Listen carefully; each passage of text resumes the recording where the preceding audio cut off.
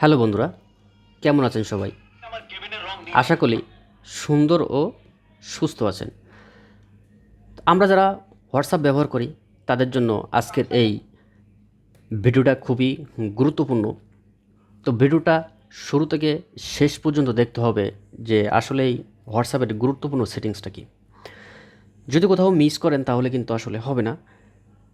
তো আমরা সচরাচর সবাই জানি যে কোনো কিছু আদান প্রদান করতে গেলে, যেমন ছবি, ভিডিও কিংবা কোনো ডকুমেন্টস আদান প্রদান করতে গেলে আমরা হোয়াটসঅ্যাপ, মেসেঞ্জার কিংবা ইমো ব্যবহার করে থাকি।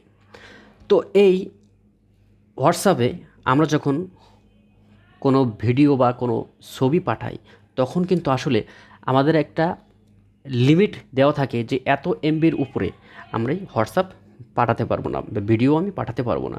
তো যেমন ধরুন আমি একটা ভিডিও আমি এখান থেকে পাঠাবো, তো তার জন্য আমাদের এই যে চিহ্নটা আছে, চিহ্নের উপর আমরা ক্লিক করলাম। ক্লিক করার পরে যেখানে উপরে গ্যালারি আছে, তো আমি গ্যালারিটা ক্লিক করলাম। গ্যালারিতে ক্লিক করার পরে আমি এই ছবিটা আমি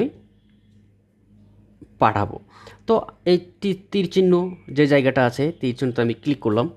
ক্লিক করার পরে দেখেন ছবিটা কিন্তু আসলে আমাদের এই ছবিটা কিন্তু আসলে যাবে না। কেন যাবে না? এটা কিন্তু অনেক বড় মাপের একটি। তো আমরা এখন একটা ছবি ক্লিক করব, ছবি পাঠানোর চেষ্টা করব। তো সেক্ষেত্রে আমরা নিচে যে চিহ্নটা আছে এই চিহ্নতে আমরা ক্লিক করলাম। ক্লিক করার পরে দেখেন আমাদের সামনে কিন্তু একটা গ্যালারি ওপেন হয়েছে। তো আমরা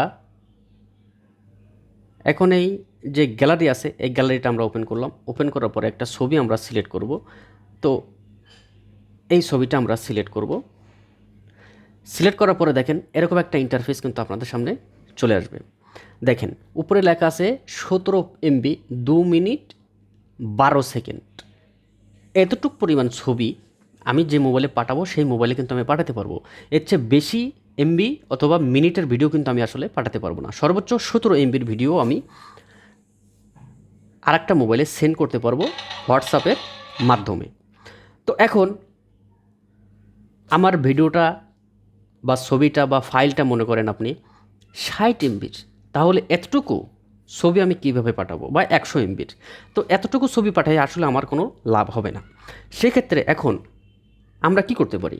তো সেক্ষেত্রে আমরা করতে পারি সেটা হচ্ছে আমরা এই যে পেঁচানো যে চিহ্নটা আছে এই পেঁচানো চিহ্নটার উপর আমরা ক্লিক করলাম।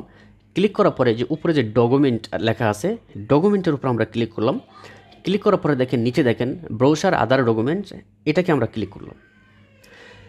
ক্লিক করার পরে এরকম একটা ইন্টারফেস আপনাদের সামনে চলে আসবে। আপনার মোবাইলে যা কিছু আছে সবগুলো এখানে এরকম চলে আসবে। চলে আসার পরে 50.91 এমবি যে ভিডিওটি আছে আমি এই ভিডিওটা ওপেন করলাম, ক্লিক করলাম। ক্লিক করার পরে এখন আমি সেন্ড করব। সেন্ড করার পরে দেখেন আমাদের ভিডিওটা কিন্তু অলরেডি সেন্ডিংয়ে চলে যাচ্ছে। এখন আমরা একটু অপেক্ষা করব, দেখব যে আসলে পুরো ভিডিওটা 51.17 এমবি পুরো ভিডিওটা আমাদের সেন্ড হয় কি না। আমি যে মোবাইলে পাঠিয়েছিলাম সেই মোবাইলে, তো সেই মোবাইলটা আমার পাশেই আছে। এটা সেন্ড হওয়ার পরপরই এটা আমাদের এখানে চলে আসবে। তো দেখেন আমাদের আমি মাহফুজ থেকে পাঠিয়েছি, দেখেন এই ছবিটা কিন্তু আমাদের অলরেডি আমাদের মোবাইলে চলে আসলো। তো এখন আমরা এটাকে ওপেন করব। তো এখন আমাদের হোয়াটসঅ্যাপটা আমরা ওপেন করলাম। ওপেন করার পরে দেখেন এই যে অ্যাকশন মুভি এটাকে আমরা ওপেন করলাম। দেখেন নিচে আমাদের এটা কিন্তু ঠিকই চলে আসলে 51 এমবি। আমাদের এটা কিন্তু যেটুকু এমবি ছিল সেইটুকু এমবি কিন্তু আমাদের এখানে সরাসরি চলে আসলো, কোনো কিন্তু কাটসিট হয় নাই বা ছোটো করে আসে নাই। তো বুঝতে পারলেন যে আসলেই কেন আমি বলেছিলাম যে খুবই ইম্পর্টেন্ট একটা সেটিংস নিয়ে আজকে আপনাদের সামনে আলোচনা করব। এখন দেখেন আমাদের ভিডিওটা কিন্তু অলরেডি লোড হচ্ছে, পাশেই আপনারা কিন্তু দেখতে পাচ্ছেন যে আমাদের ভিডিওটা লোড হচ্ছে। তো লোড হওয়ার পরেই আমরা যদি ক্লিক করি তাহলে কিন্তু ভিডিওটা আমরা দেখতে পারবো। তো এই ছিল বন্ধুরা আমাদের আজকের আলোচনার বিষয়।